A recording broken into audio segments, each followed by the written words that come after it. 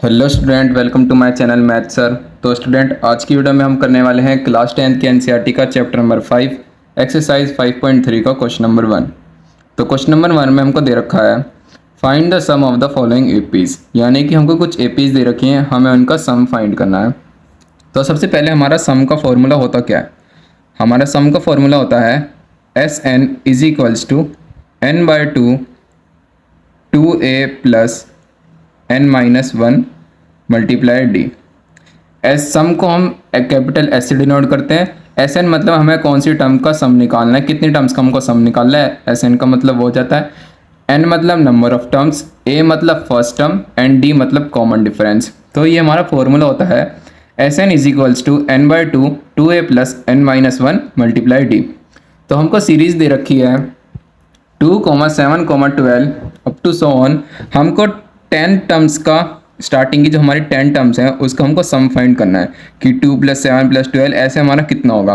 तो सबसे पहले हमको जो एपी की सीरीज गिवन है उसमें हमारी ए की वैल्यू है 2, डी की वैल्यू हम फाइंड कर लेंगे। सेकंड टर्म में से हम फर्स्ट टर्म को माइनस कर लेंगे, यानी 7 - 2 = 5। एन की वैल्यू क्या हो जाएगी? हमारी एन की वैल्यू हो जाएगी 10, क्योंकि हमें 10 टर्म्स का सम फाइंड करना है और हमें फाइंड करना है S10। तो अब सीधा सीधा फॉर्मूले में लगाएंगे S10 is equals to N की वैल्यू है हमारी 10 डिवाइड बाई 2 ए की वैल्यू हमारी 2 प्लस n माइनस वन यानी 10 - 1 डी की वैल्यू 5। अब हम इसको सॉल्व करेंगे तो S10 इज इक्वल्स टू 2 से हमारा कैंसिल हो जाएगा 5 पे, तो 5 बाहर आ जाएगा। 2 × 2 = 4 प्लस 10 - 1 9 एंड मल्टीप्लाई 5। अब हम इसको सॉल्व करते हैं। S10 is equals to 5, 4 plus 5 × 9 = 45। तो S10 is equals to 5 multiply 45 plus 4 होता है हमारा 49, और 49 मल्टीप्लाई 4 करेंगे तो हमारी S10 की जो वैल्यू है वो आ जाएगी 245। यानी कि जो हमारी स्टार्टिंग की जो 10 टर्म्स का हमारा जो सम आएगा वो आएगा हमारा 245। इस क्वेश्चन में हमको स्टार्टिंग की 10 टर्म्स का ही, इस पार्ट में हमको स्टार्टिंग के 10 टर्म्स का ही सम फाइंड करने के लिए बोला गया था। इसके सभी पार्ट में हमारा सेम फॉर्मूला यूज होगा एंड सेम ही मेथड हम सभी पार्ट्स में लगाने वाले हैं। तो चलिए अब इसका हम सेकंड पार्ट को सॉल्व करते हैं। तो इसकी सेकंड पार्ट में हमको एपी की सीरीज दे रखी है -37, -33, -29 एंड सो ऑन। हमको 12 टर्म तक इसका सम फाइंड करना है। तो इसमें भी हमारा सेम ही फॉर्मूला यूज़ होगा जो हमने ऊपर यूज़ करा था S N is equals to N by two A plus N minus one multiply D. तो सबसे पहले हम सारी वैल्यूज़ लिख देते हैं। ए की वैल्यू क्या है हमारी इस एपी में -37, डी की वैल्यू हम फाइंड कर लेते हैं। सेकेंड टर्म है हमारी -33, जिसमें हमको फर्स्ट टर्म माइनस करना है। फर्स्ट टर्म हमको गिवन है -37। अब हम इसको सॉल्व करते हैं। -33, ये माइनस और माइनस ये हमारा प्लस हो जाएगा, तो 37 - 33 इज इक्वल्स टू 4, यानी हमारी डी की वैल्यू आ गई 4 और एन की वैल्यू होगी हमारी 12, क्योंकि हमको 12 टर्म्स का सम फाइंड करना है। तो हमको निकालनी है S12 की वैल्यू। तो चलिए S12 इज इक्वल्स टू हमारे फॉर्मूले में यहाँ आता है n/2, एन की वैल्यू हमारी 12 divide by 2a 2 multiply -37 plus n - 1, N की वैल्यू 12 - 1 डी की वैल्यू 4। अब हम इसको सॉल्व करते हैं। तो S12 इज इक्वल्स टू 2 से हमारा कैंसिल हो जाएगा 6 पे, तो 6 हमारा बाहर आ जाएगा। 37 × 2 = -74, क्योंकि हमारा जो 37 है वो माइनस का है, प्लस 12 - 1 11 और इसके साथ हमारा 4 मल्टीप्लाई में है। तो S12 इज इक्वल्स टू 6 -74, 11 4 = 44 यानी +44। तो S12 इज इक्वल्स टू 6 -74 + 44, यानी हमको 74 में से 44 को माइनस करना है, तो हमारा आ जाएगा 30 का, लेकिन ये हमारा 30 आएगा माइनस का, क्योंकि जो हमारा 74 है उसके आगे हमारा माइनस का साइन लगा हुआ है और वो डिजिट हमारी बड़ी है। तो -30 × 6 करेंगे तो हमारी आ जाएगी S12 की वैल्यू। तो 6 3 = 18, तो -180 आ जाएगा। हमारा सम ऑफ फर्स्ट 12 टर्म्स जो आया हमारा -180 आया है। तो इस पार्ट में हमको इसकी स्टार्टिंग के 12 टर्म का ही सम फाइंड करना था, तो हमने S12 की वैल्यू निकाल ली -180। अब चलिए इसका थर्ड पार्ट को सॉल्व करते हैं। हमें इसके थर्ड पार्ट में एपी की सीरीज गिवन है 0.6, 1.7, 2.8 एंड सो ऑन। हमें इसका 100 टर्म तक का सम हमको फाइंड करना है, यानी कि हमें फर्स्ट 100 टर्म का इसका सम फाइंड करना है। तो चलिए फाइंड करते हैं। सबसे पहले हम फॉर्मूला लिख लेते हैं। फॉर्मूला होता है हमारा Sn is equals to n/2 2a plus n-1 multiply d। तो सबसे पहले a की वैल्यू है हमारी 0.6 इस एपी में, d की वैल्यू हम फाइंड कर लेंगे, सेकंड टर्म में से फर्स्ट टर्म को माइनस करेंगे तो 1.7 माइनस 0.6 हमारा आ जाएगा 1.1।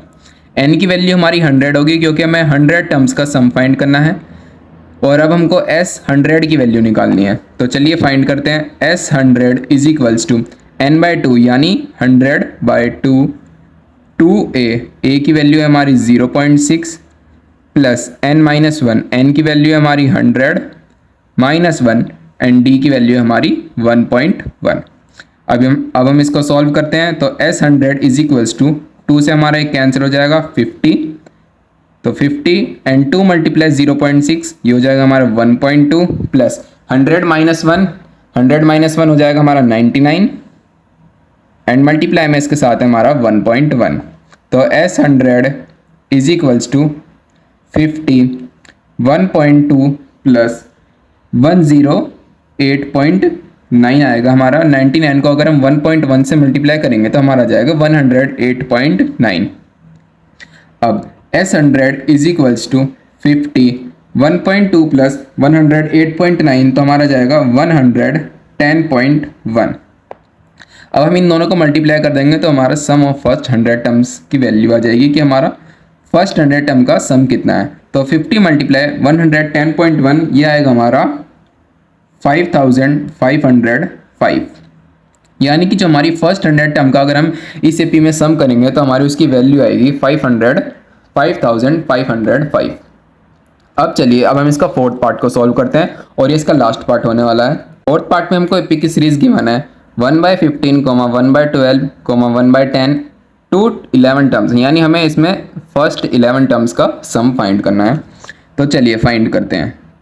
सबसे पहले हम सारी वैल्यूज़ लिख लेते हैं कि हमारी वैल्यूज़ क्या क्या हैं।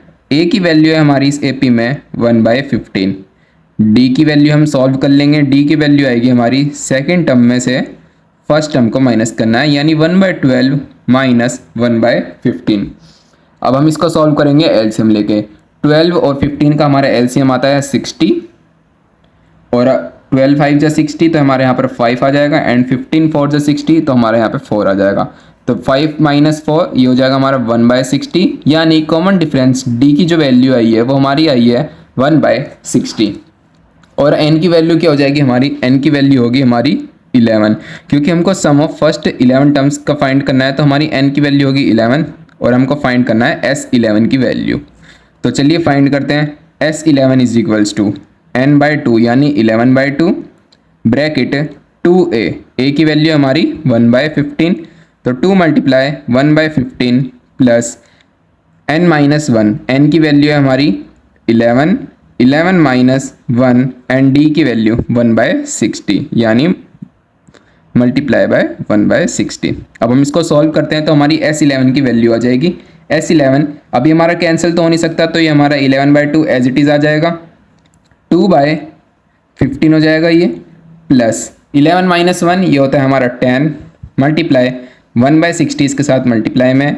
अब इसको हम कैंसिल करेंगे तो 10 पे कट जाएगा तो हमारा आ जाएगा 6। अब हम इसको सॉल्व करते हैं तो s11 is equals to 11/2 2/15 plus 1/6 हमारा ये आ गया। अब हम इसमें एलसीएम लेंगे। 15 और 6 का हमारा एलसीएम हो जाएगा 30, तो s11 इज इक्वल्स टू 11/2 15 और 6 का हमारा एलसीएम होगा 30, 15 2 जा 30 एंड 2 2 जा 4 प्लस 6 5 जा 30 तो हमारा 5 आ जाएगा यहाँ पे।